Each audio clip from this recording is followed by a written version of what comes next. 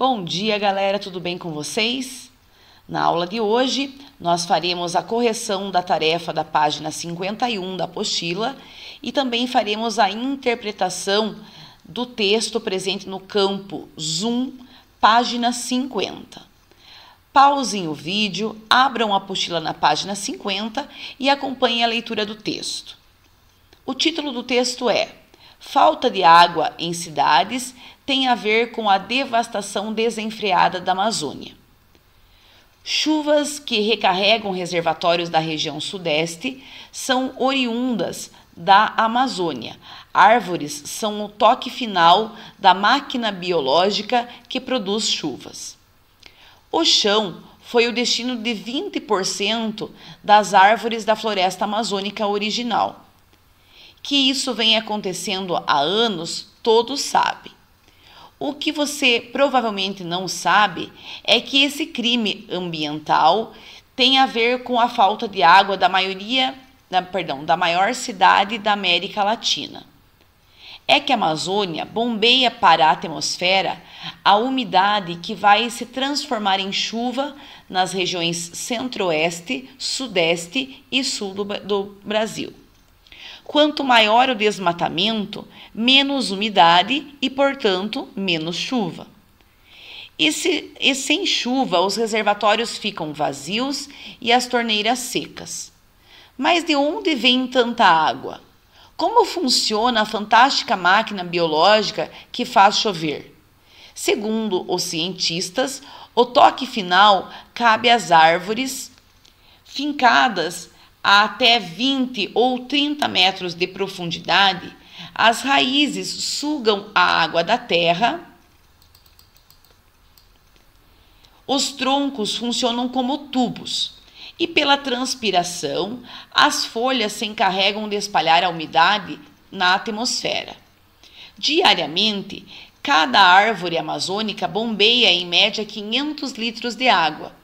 A Amazônia inteira é responsável por levar 20 bilhões de toneladas de água por dia do solo até a atmosfera. 3 bilhões de toneladas a mais do que a vazão diária do Amazonas, o maior rio do mundo. Se você tivesse uma chaleira gigante ligada na tomada, você precisaria de eletricidade da usina de Itaipu, que é a maior do mundo em potência, funcionando por 145 anos, para evaporar um dia de água da Amazônia. Esse imenso fluxo de água pelos ares é chamado de rios voadores. Testes feitos em laboratório comprovaram mais da metade da água das chuvas nas regiões centro-oeste, sudeste e sul do Brasil, e também na Bolívia, no Paraguai, na Argentina e no Uruguai, e até no extremo sul do Chile, vem da Amazônia. Os pesquisadores não têm dúvida, sem a Amazônia, os estados de Minas Gerais, São Paulo, Rio de Janeiro, Paraná e Rio Grande do Sul fatalmente seriam desertos também. Para quem está no Brasil, seja Porto Alegre ou Manaus ou São Paulo, tem que saber que a água que consome em sua residência, uma parte dela vem da Amazônia e que por isso temos que preservar. Alerta Gilvan Sampaio.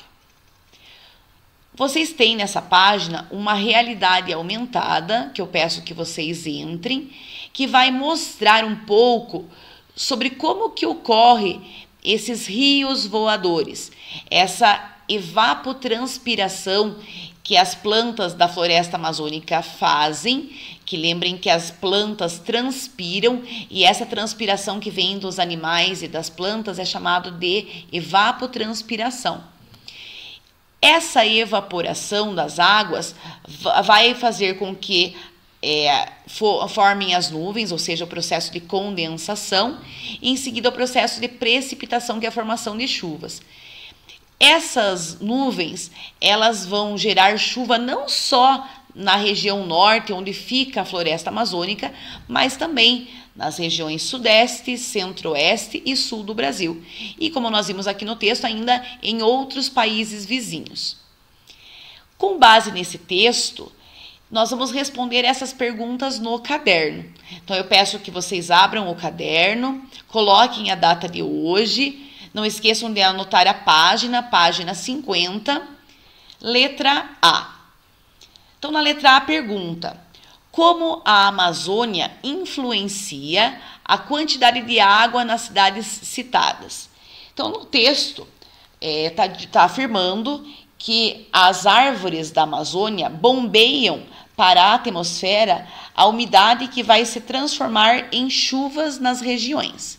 E essa chuva, como vem da floresta amazônica, essas nuvens vêm carregadas lá da floresta amazônica, por isso que são chamados de rios voadores. Então, não esqueçam de completar ali. Então, na letra A, porque as árvores da floresta amazônica bombeiam para a atmosfera através da evapotranspiração a umidade que vai se transformar em chuva nas regiões sul, sudeste e centro-oeste. E ainda em alguns países vizinhos. Letra B. Como as árvores mantêm a umidade do ar? Então, aqui no texto, vocês vão ter a resposta dessa letra B, aqui, que vai explicar como que isso funciona. Então, as raízes sugam a água da terra, tá? Então, vocês podem até destacar aqui no texto e depois copiarem lá na letra B. Então, a raiz, essas raízes chegam a uma profundidade de 20 até 30 metros, elas vão sugar a água da terra, os troncos vão funcionar como tubos que vão levar essa água fixada pelas raízes até as folhas. E as folhas vão fazer a transpiração e vão espalhar a umidade na atmosfera. Tá? Então, a resposta da letra B está nesse parágrafo aqui. Na letra C diz assim: por que a preservação da Amazônia influencia todo o país? Então, segundo o texto, a Amazônia é responsável por boa parte da formação das chuvas, que vão irrigar os solos, encher os rios e os reservatórios das regiões brasileiras e também de alguns países vizinhos. De que maneira? Então, nós já respondemos na letra A e na letra B. Então, as raízes das árvores presentes na floresta amazônica vão fazer essa filtragem, vão filtrar, vão sugar a água presente no solo, que vai passar para os troncos, vai chegar nas folhas, e essa água vai as folhas vão fazer a transpiração, a água vai evaporar, vai formar as nuvens, que como elas não ficam paradas, as nuvens são carregadas com o vento, essas nuvens carregadas com água vão para outras regiões, fazendo com que todos os reservatórios desses lugares fiquem enchidos, preenchidos, tá? Então, vocês vão colocar lá que essa formação das chuvas, vão encher os rios, os reservatórios, vão irrigar os solos das regiões brasileiras. Continuando a correção da tarefa da página 51, diz o seguinte. Número 1. O seguinte diagrama corresponde a uma teia trófica em que o tatu está presente. Os números representam outras espécies e as setas a energia transferida através do ecossistema. Analise a teia trófica e responda as questões 1 e 2. Então, lembrem que na cadeia alimentar, quando várias cadeias alimentares se entrelaçam, nós temos uma teia alimentar, ou também chamada de teia trófica. Por que teia trófica? Porque cada nível da cadeia alimentar é chamado de nível trófico. Então, por isso o nome teia trófica, tá? Lembrem que quando um ser se alimenta de outro, ele absorve a energia através da alimentação. Essa energia vai diminuindo de um nível trófico para outro. Então, os produtores possuem uma energia maior que os consumidores primários, que possuem uma energia maior que os consumidores secundários, e assim por diante. Número 1 diz assim: esta espécie de tatu é. Então, notem que aqui eu poderia considerar esses números que estão nas extremidades como os seres produtores, aqueles que produzem seu próprio alimento. Então, o 13, o 5, o 1, o 14, o 9, o 6 poderiam ser exemplos de seres produtores. Os animais que se alimentam tanto de de plantas quanto de outros animais são chamados de animais onívoros. Notem que o tatu, ele pode se alimentar diretamente de produtores, como é o caso do 13, do 14, né? Como ele pode se alimentar de outros animais que comem os animais produtores. Então, aqui nessa sequência, eu tenho aqui, ó, 13, 2 e o tatu. Então, o tatu come o animal número 2, que come o ser produtor, né? Então, nesse caso, o tatu é um consumidor secundário. Então, por isso, ele é considerado um animal onívoro, porque ele se alimenta tanto de plantas quanto de outros animais. Lembrem que os animais herbívoros se alimentam somente por plantas, os carnívoros se alimentam somente por carne, os saprófagos se alimentam de matéria morta, em decomposição, e os produtores são aqueles que produzem seu próprio alimento, como é o caso das plantas e das algas, que são também chamados de animais autótrofos, porque produzem seu próprio alimento. Número 2. Um exemplo de cadeia alimentar longa é, então vamos analisar essa sequência, ó, 5, 8, 4, do 4 não tem como pular para o 11, né? Então, a letra A, falsa. Letra B, 9, que tá aqui, 3, tatu, 10, do 10 para o 4, notem que não vai, né? O animal 10, ele se alimenta do 4, o 4 não se alimenta do 10. Então, falso. Nós podemos observar sempre pelas setas. Letra C, 13, 2, tatu, 11, falso. Notem que o animal 11 se alimenta do tatu, não é o tatu que se alimenta dele. Então, falso. Letra D, 13, que está aqui, 2, tatu, 4 e 1. É um exemplo de cadeia alimentar. E a letra E, ó, 5, 8, 4, 10 e tatu falso, né? Ó, do 10 não vai para o tatu, é o 10 que se alimenta do tatu, não é o tatu que se alimenta do animal número 10. Então, portanto, a letra E é falsa. Então, só temos aqui a letra D como verdadeira. Número 2. Imagine um ecossistema que contém esses seres vivos, formando a teia alimentar resumida colocada abaixo. Então, lembrem que nas teias alimentares, um animal depende do outro. Quando nós diminuímos uma espécie de ser vivo dessa cadeia alimentar, eu posso fazer com que ocorra a diminuição de outros que dependem dele ou o aumento, uma superpopulação de uma determinada espécie de animal. Então, essa diminuição pode levar, inclusive, à extinção de uma determinada espécie. Analisando a teia acima, imagine o que poderia acontecer a esse ecossistema se ocorressem as seguintes situações. Letra A. Uma nuvem de gafanhotos destruiu a plantação de trigo. Então, notem que sem a plantação de trigo, diminuindo a plantação de trigo, pegando essa cadeia alimentar aqui, nós podemos observar que diminuiriam os ratos e, consequentemente, diminuiriam as corujas, né? Todos os animais que dependem dessa sequência. Eu poderia pegar aqui outra cadeia. Então, diminuindo a produção de trigo, o gafanhoto também ficaria sem alimento. Então, diminuiria a população de gafanhotos e de animais que dependem dele. Poderia também fazer com que diminuísse a população de pulgões que se alimentam desse trigo e, consequentemente, a diminuição dos animais que dependem do pulgão, tá? Então, vocês podem citar qualquer uma das sequências que dependem aqui do trigo. Letra B. Chuvas intensas nos meses de verão favorecem o desenvolvimento de pulgões. Então, com o aumento de chuvas, os pulgões aumentam. Se os pulgões aumentam, como os pulgões atacam o trigo e atacam o limoeiro, então iria diminuir a produção de trigo e a produção de limões, né?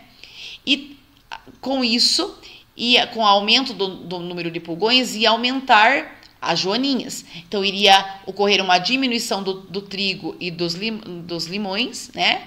E iria ter um aumento no número de joaninhas. E, consequentemente, de aranhas, porque as aranhas dependem das joaninhas. Letra C. A falta de alimentos afastou os pássaros da região. Então, o que aconteceria se os pássaros fossem embora? aumentaria o número de animais que são presas dos pássaros, como é o caso da aranha, né? Então, aumentaria o número de aranhas. Letra D. Uma doença dizimou as raposas, ou seja, acabou com as raposas, né?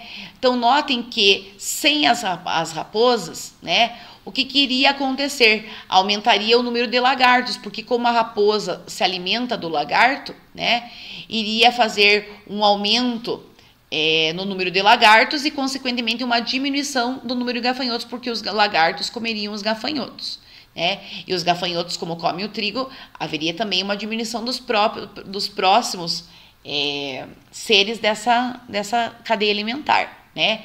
Então, diminuindo as raposas, vai fazer o aumento do número de lagartos e diminuirá o número de gafanhotos, porque quanto mais lagartos, menos gafanhotos. Tá?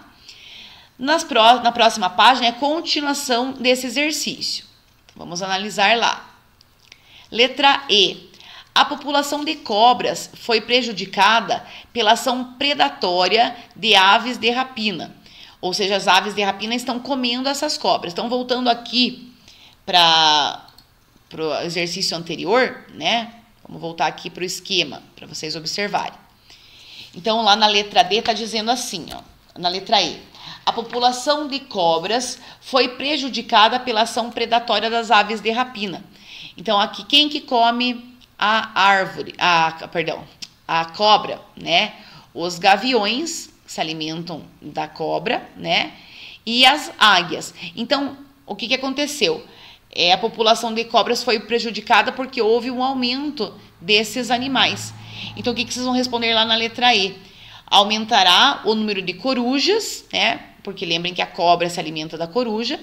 Então, sem a cobra, vai aumentar a população de corujas e vai diminuir os ratos e também vai diminuir os gafanhotos que se alimentam da coruja, tá? Então, vocês vão responder lá, aqui, ó, na letra E, né? Aumentará o número de corujas e diminuirá os ratos e os gafanhotos. Letra F. Uma indústria despejou lixo tóxico no rio. Então, o que acontece quando é despejado lixo? Primeiro de tudo, os peixes morrem. Então, diminuindo a população de peixes, todos os animais que comem os peixes irão ser prejudicados. Então, vai diminuir a população de ariranhas e outros animais que dependem dos peixes, né? Então, se vocês voltarem ali na cadeia alimentar da página anterior, vocês vão ver que sem os peixes, o próximo animal dessa cadeia é a ariranha, né? Então, vai ter uma diminuição do número de ariranhas e de outros animais que comem os peixes. Letra G. Cobras que se alimentam de ovos invadiram a região, ou seja, houve um aumento no número de cobras. O que vai acontecer se ocorrer um aumento do número de cobras? Diminuirá as corujas, porque lembrem que no desenho anterior, as cobras se alimentam de coruja. Então, vai ter uma diminuição do número de corujas e do número de passarinhos, porque as cobras também se alimentam dos passarinhos, como vocês podem observar lá na teia alimentar da página 51.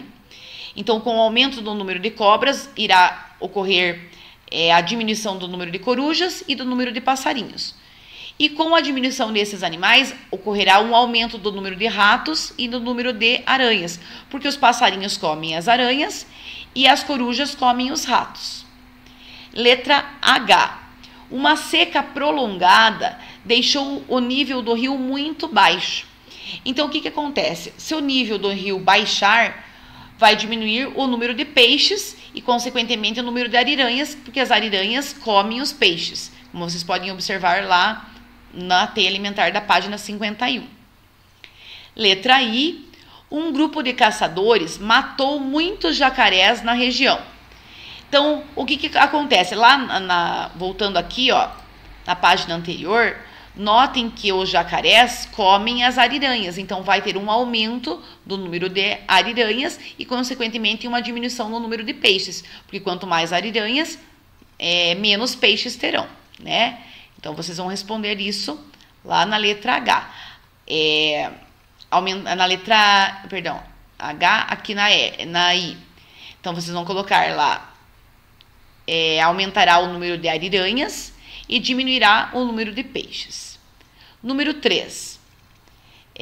O esquema ao lado ilustra uma teia alimentar composta por várias cadeias alimentares entre organismos de uma comunidade. Com relação a seus componentes e seus respectivos níveis tróficos nas cadeias alimentares distintas dessa teia alimentar, é correto afirmar que, letra A cobra, vamos localizar aqui a cobra, ó, a cobra poderá ser um consumidor secundário ou terciário. Então, vamos iniciar aqui pela planta. A planta é um produtor, o inseto seria um consumidor primário, o sapo secundário, a cobra terciário. Se eu pegar essa sequência aqui, a planta é um produtor, o pardal é o consumidor primário, a cobra seria secundário. Se eu pegar essa sequência aqui, a planta é o produtor, o inseto consumidor primário, pardal secundário, cobra terciário. Se eu pegar essa sequência aqui, a planta é um produtor, o caracol é um consumidor primário, o pardal secundário, a cobra terciário. Então, notem que a cobra pode ser tanto um consumidor secundário ou um terciário. Portanto, a letra A é a alternativa correta. Aqui vai falar, né, se a coruja pode ser um animal quaternário. Lembrem que o consumidor primário é aquele que se alimenta do produtor. Então, aqui nós temos, né, como produtor a planta. Os animais que se alimentam diretamente dessa planta são o caracol, o pardal e o inseto. Então, esses são considerados produtores. Os consumidores quaternários são aqueles que estão, depois dos produtores, na quarta etapa, né? Então, aqui está falando, ó, se a coruja pode ser considerado um consumidor quaternário em qualquer cadeia alimentar. Então, se vocês forem observar nessa cadeia aqui, ela não é quaternária, né? Ela pode até ser em outros ciclos, mas, né, como eu estou dizendo, em qualquer uma, falso. O gavião, quando se alimentar do pardal, será um consumidor quaternário. Então, ó, se o gavião se alimentar diretamente do pardal, ele não vai ser quaternário. Ó, o pardal come a planta e o gavião comeria o pardal, né? A não ser aqui, ó, poderia ser planta, pardal, cobra e gavião, mas da mesma maneira não seria quaternário. Nesse caso aqui seria primário, secundário, terciário. E se for pegar essa sequência, seria um consumidor secundário, né? Então não é quaternário. Número 4. O ser humano polui a atmosfera de diversas formas. Entretanto, a poluição do ar também tem suas fontes naturais. Assinale as alternativas que citam fontes naturais de poluição do ar. Letra A. Uma tempestade de areia do deserto. Então, pode arrastar essa areia poluindo o ar. Portanto, verdadeira. O vento que arrasta poeira do solo. Então, o vento pode carregar junto com ele tanto gases quanto poeira, né? Poluentes, então, correto. Letra C. A erupção de um vulcão, lembre que durante a erupção ocorre a eliminação de gases, entre eles o gás carbônico, né? Então, aqui, expelindo muita fumaça e gases tóxicos, correto. Letra D. O aumento da frota de veículos automotivos nas grandes cidades. Não é uma fonte natural, né? Aqui é uma fonte artificial, porque foi criada pelo homem. Então, como fonte natural, seria a letra A, B e C. Número 5. A utilização de combustíveis fósseis. O que são combustíveis fósseis? São derivados do petróleo, como a gasolina, o diesel. Diz aqui, ó, bem como as queimadas, contribuem para que vários compostos químicos retornem à atmosfera. Entre esses compostos químicos, tudo que queima libera gás carbônico. Então, aqui diz assim, o ciclo biogeoquímico que mais se relaciona a esses eventos é o ciclo do carbono. Lembrem que o gás carbônico, na sua composição, é formado por CO2. Então, aqui estaria alterando o ciclo do carbono. Na próxima página, exercício 6, diz assim, o esquema a seguir representa o ciclo do carbono na biosfera. Sobre as etapas desse ciclo biogeoquímico, é correto afirmar que em letra A, a produção de gás carbônico e água. Então, vamos ver onde que está o 1 aqui, né? Então, os animais, aqui está mostrando, né, ó, que daqui para cá, né? Então, os animais autótrofos, eles absorvem o gás carbônico e liberam o gás oxigênio, né? Então, aqui está mostrando, ó, do 3 para cá, está liberando gás carbônico, né? Então, o número 1 não está fazendo a produção de gás carbônico, né? Ele está fazendo aqui, tá retirando o gás carbônico e não produzindo. Então, falso.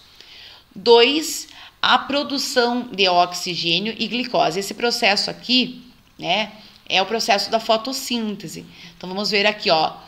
Aqui no número 2, não está indicando o processo da fotossíntese. A fotossíntese está ocorrendo aqui no 1, né, que é retirado o gás carbônico e as plantas transformam esse gás carbônico em glicose e gás oxigênio. 3, na letra C, 3, há um consumo de glicose e oxigênio. Então, no 3 está aqui, né, ó, que está dizendo que está consumindo a glicose. Então, aqui está mostrando, né, ó, que os seres que dependem aqui do nível 3 são os seres vivos, né, como animais e os seres humanos. Lembre que os seres humanos se alimentam desses autótrofos, né, e esses animais liberam gás carbônico através da respiração. Então, aqui no 3, há um consumo de glicose e de oxigênio através da respiração. Então, correto. E para finalizar, exercício 7 diz assim: considerando o caminho percorrido pela água na natureza, nós podemos perceber que a água não fica parada apenas em um determinado lugar. Ela está sempre se movimentando. Faça um pequeno texto imaginando o caminho que uma gota de água que caiu durante a chuva passou pelo corpo de uma criança e voltou a formar uma nuvem. Então, aqui vocês podem criar uma frase, vocês podem criar um esquema, né, de como que essa gota pode ter entrado no corpo da criança. Então, vocês podem colocar lá, por exemplo, uma raiz de árvore absorvendo essa gota, né, e um animal comendo essa planta, ou, né, a criança comendo diretamente uma parte dessa árvore, por exemplo, uma fruta dessa árvore. Então, essa gota está sendo absorvida pelo corpo dessa criança. E como que ela vai voltar, né? Vai voltar a formar nuvem. Lembrem que durante a nossa respiração, a nossa transpiração, o nosso suor, a eliminação da urina, das fezes, vai fazer com que essa água que vai ser eliminada através do suor ou da urina ou das fezes retorne para a atmosfera, vai evaporar, vai formar nuvens novamente, né? Então, vocês podem criar aqui um esqueminha, né? Ou uma frase, um pequeno textinho que mostre essa absorção e a eliminação para que a água retorne para a atmosfera, tá bem? Façam, completem esses exercícios e me enviem para que eu possa avistar. Um grande beijo e até nossa próxima aula.